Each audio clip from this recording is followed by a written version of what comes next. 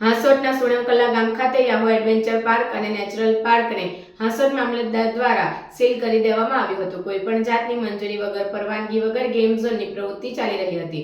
સંબંધિત તમામ વિભાગની મંજૂરી પત્ર રજૂ કરવા હુકમ કર્યો હતો। પરવાનગી વગર શરૂ કરશે તો ફોજદારી ગુનો નોંધાશે। રાજકોટ ગેમ ઝોન દુર્ઘટના બાદ વહીવટીતંત્ર game zone, theme park, adventure park સહિત મનોરંજન પાર્ક સામે લાલાપ કરી છે।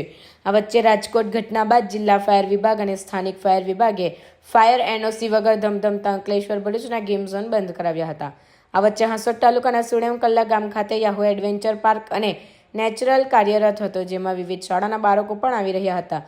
અંતરિયાળ ગ્રામ્ય વિસ્તારમાં ધમધમતા યાહો એડવેન્ચર પાર્ક અંગે હાંસોટ મામલતદાર રાજન વસાવાને જાણ થતાં આજરોજ તેઓ હાંસોટ પોલીસને સાથે રાખી યાહો એડવેન્ચર પાર્ક ખાતે તપાસ શરૂ કરી હતી, જ્યાં સંચાલકો પાસે વહીવટીતંત્રની કોઈ પણ મંજૂરી ના હતી। વધુમાં ફાયર એનઓસી સહિત સક્ષમ અધિકારીના મંજૂરીના કોઈ પણ પુરાવા ના મળી આવતા મામલતદાર રાજન વસાવાએ રાજકોટ ગેમ ઝોન હોનારતને ટાંકીને યાહો એડવેન્ચર પાર્ક સંચાલકોને નોટિસ પાઠવી ત્વરિત અસરથી પાર્ક બંધ કરવા તાકીદ કરી સીલ મારી દીધું હતું।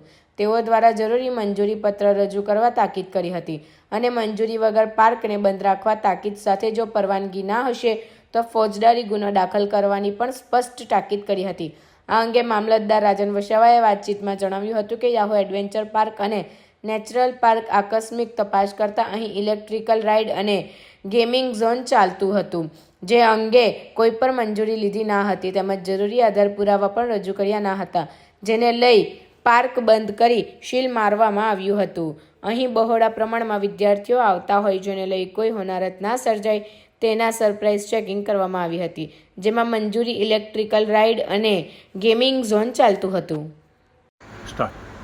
હાંસોટ તાલુકાના સુણેવકલા ગામે યાહો એડવેન્ચર પાર્ક અને નેચરલ પાર્ક આવેલ છે, જેમાં આકસ્મિક તપાસણી આજે કરવામાં આવી।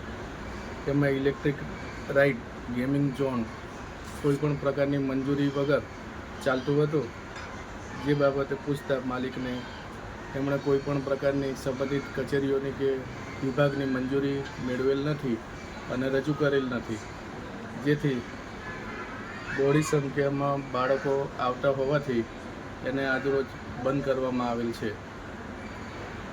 અને બંધ કર્યા અંગેની સંચાલકોને જાણ કરી છે।